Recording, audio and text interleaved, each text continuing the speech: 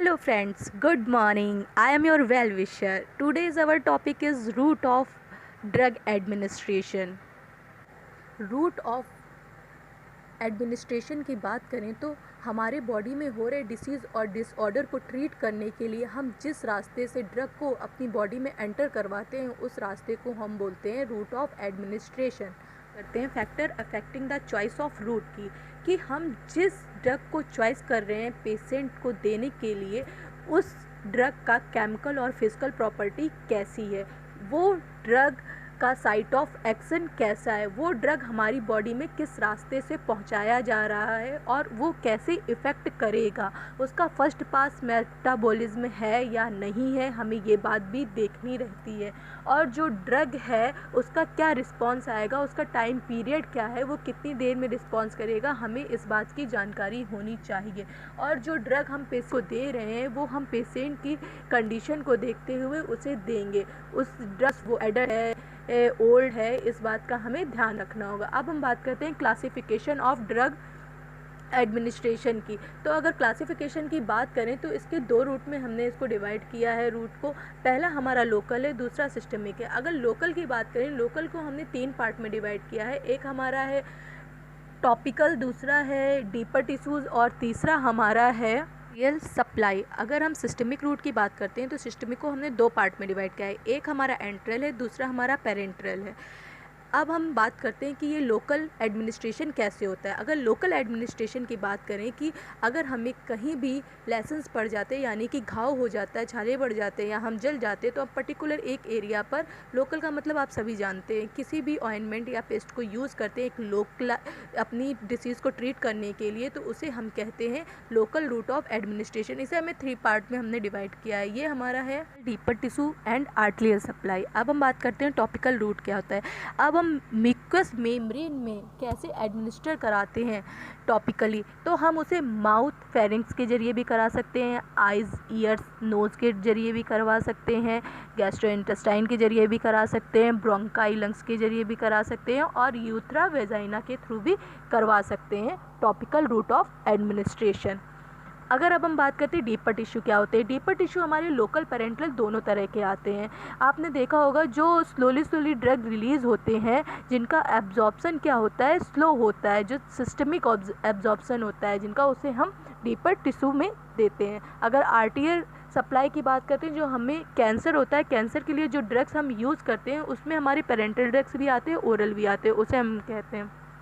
अब enteral root की बात करते हैं। एंट्रल रूट की बात करें तो oral, buccal, sublingual and rectal. अब हम ओरल रूट की बात करें, जो हम माउथ के थ्रू जो भी मेडिसिन लेते हैं वो हमारी ओरल कहलाती है। ये हमारी कहाँ पे एब्जॉर्ब होती है जाके, ये हमारे स्टमक में या स्मॉल इंटेस्टाइन में जाकर एब्जॉर्ब होती है। इसके एडवांटेज की बात करें तो इसे हम ईज़िली ले सकते हैं। इसके लिए हमें कोई भी प्रोफेशनल फार्मासिस्ट की नीड नहीं होती है, हमें किसी तरह के प्रैक्टिशनर की नीड नहीं होती है, ये पेनफुल नहीं होता है और ये रिलीवेंट होता है, सभी लोग आसानी से ले सकते हैं। अगर हम इसके डिसएडवांटेज की बात करते हैं तो जो ओरल एडमिनिस्ट्रेशन होता है इसमें हम देख सकते हैं कि इमरजेंसी में अगर किसी को प्रॉब्लम है तो हम ओरल रूट नहीं देंगे और इससे हमें नोज़िया और वॉमिटिंग की भी प्रॉब्लम हो सकती है। और कभी भी कोई पेशेंट अगर अनकॉन्शियस है अगर, तो फिर हम उसको ओरली कोई मेडिसिन नहीं दे सकते हैं।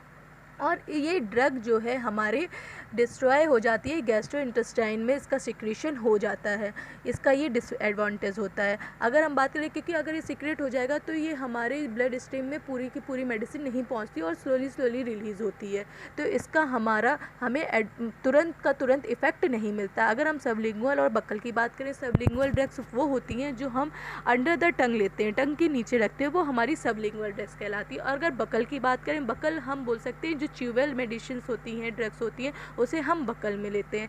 अगर हम सबलिंगुअल की बात करें, इसके एडवांटेज डिसएडवांटेज कैसे होते हैं, तो ये इकोनॉमिकल ड्रग्स होती हैं और ये ड्रग्स जो है बहुत जल्दी घुल जाती हैं, इसका फर्स्ट पास मेटाबॉलिज्म नहीं होता है, ये खुद ही हम आसानी से ले सकते हैं। अगर डिसएडवांटेज की बात करें तो ये अनपैलेटेबल होती हैं, इरिटेशन हो सकता है और हम इसे लार्ज अमाउंट में नहीं ले सकते।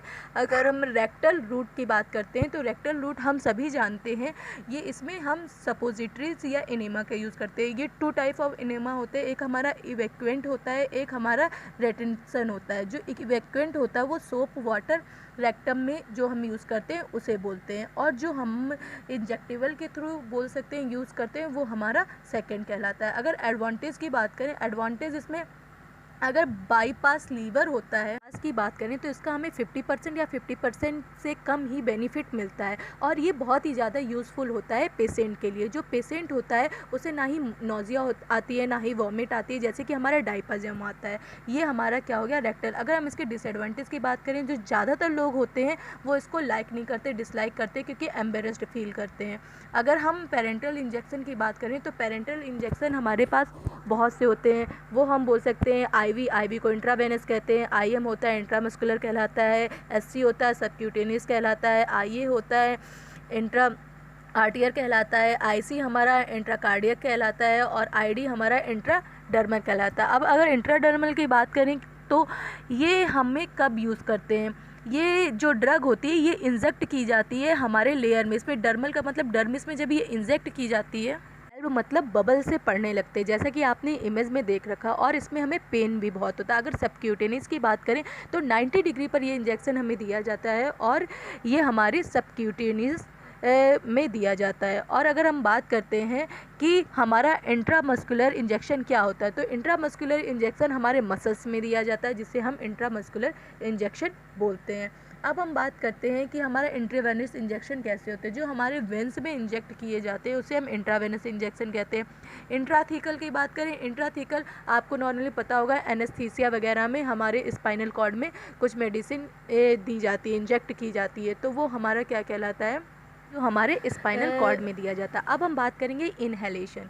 इनहेलेशन हम सभी जानते हैं इनहेलेशन क्या होता है। ये एक गैसियस फॉर्म में होता है, वोलाटाइल एजेंट होता है, जैसे कि एरोजोल होता है। अब इसका एडवांटेज क्या होता है, इसका लार्ज सरफेस एरिया होता है, इसे आसानी से ले सकते हैं लोकल रूट के थ्रू। लंग्स डिसीज़ में ये हेल्पफुल होता है, हमारे ब्लड फ्लो को इंक्रीज़ करता है, और इसमें फर्स्ट पास मेटाबॉलिज्म नहीं होता है, और इस फॉर्म में हमारे बॉडी में डिलीवर किए जाते हैं, जो कि लेस टॉक्सिक होते हैं, यानी कि हार्मफुल नहीं होते। अगर हम इसके डिसएडवांटेज की बात करते हैं तो डिसएडवांटेज इसका ये होता है, ये मोस्ट एडिक्टिव रूट एडमिनिस्ट्रेशन होते हैं, because it hits the brain so quickly. ये हमारे ब्रेन पर अटैक करते हैं जाके। अगर हमें नहीं पता है इसका, हमने इस डोजेस फॉर्म सफिशिएंट नहीं ले रखा है, तो इससे जो पेशेंट है उसे सफ़र करना पड़ सकता है, उसे प्रॉब्लम फेस करनी पड़ सकती है। पल्मोनरी सिक्रीशन को बढ़ा देता है। Thank you for watching our next lecture on pharmacodynamic and pharmacokinetic. Please like and subscribe करना ना भूलें। Thank you for watching.